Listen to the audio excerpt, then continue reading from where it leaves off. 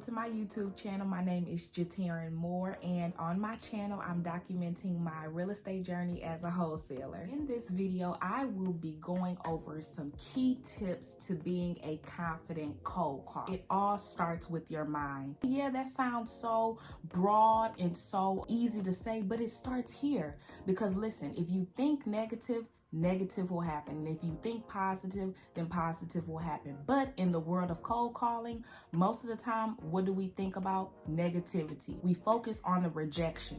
We focus on that word no. When in reality, we really need to be focusing on getting past no, getting off the phone with those who are not interested in what we have to offer and finding those who are. So the biggest thing that I'm going to recommend, and that was recommended to me when I first started wholesaling, is to practice.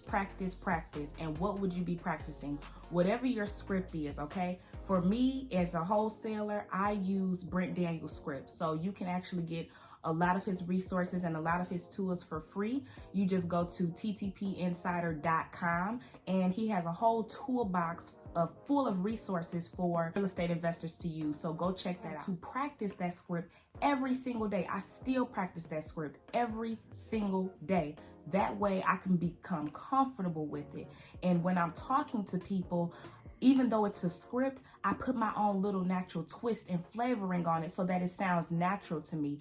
If you're not practicing, how do you expect to be confident? It takes what? Not even probably 2 minutes to read over a script? Read over it daily. Go over it daily. Build up your momentum so that it's ingrained. I just want to go over some key things to remember when cold calling. Number one is to keep in mind your tone of your voice, right? You want to be able to match that person's energy. So if you feel like someone is, having low energy, you match their energy. If they're a really high energetic type person, match that energy, right? You don't want to be talking to an 80-year-old grandma and screaming at the top of your lungs. That's ridiculous. Next thing is to mirror that person. Match and mirror them. What they say, repeat it back to them. Allow them to elaborate on what they're saying. Allow them to help you to better understand what they're saying by mirroring what they say. Next thing is to pace yourself. I struggled with this. I was always like a fast talker. I never thought about what I was going to say before I said it. Now I actually slow it down and I think before I speak.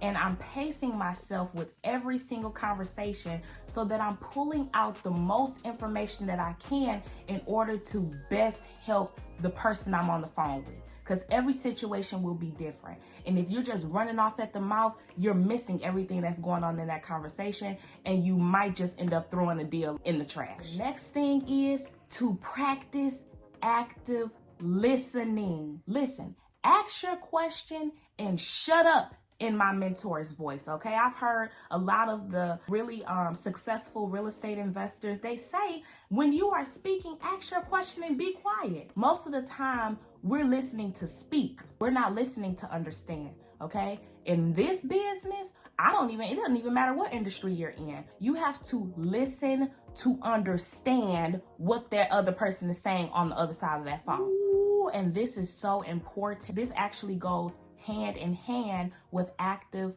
listening, and that is embracing the silence. You guys, I can't tell you how uncomfortable I have been, especially in the beginning stages of my wholesaling journey, when I was on the phone with property owners and it was just silent.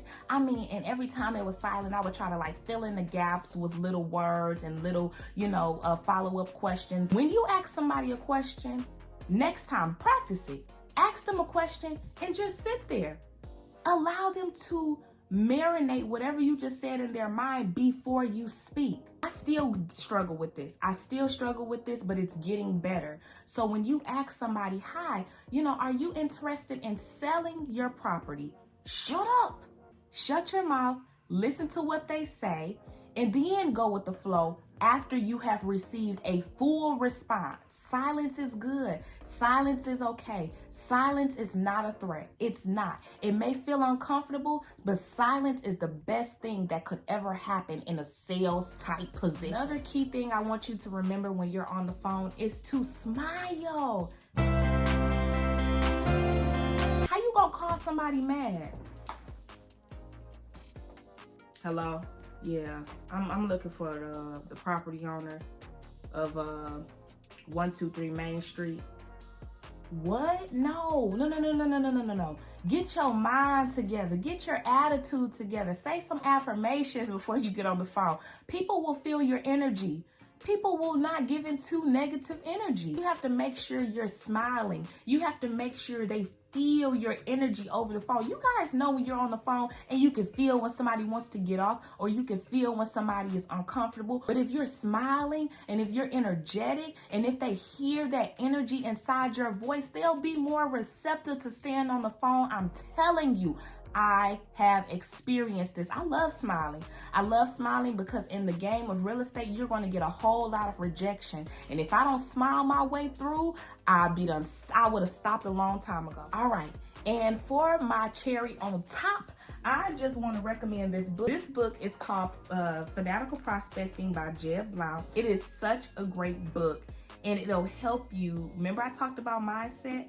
This book will allow you to get into the right mindset when it comes to cold calling. If you have enjoyed this video, subscribe to my channel, join the family, and hit the notification bell so that you never miss any time I upload any new content. I appreciate you guys for watching, and I will look forward to talking to you all in the next video.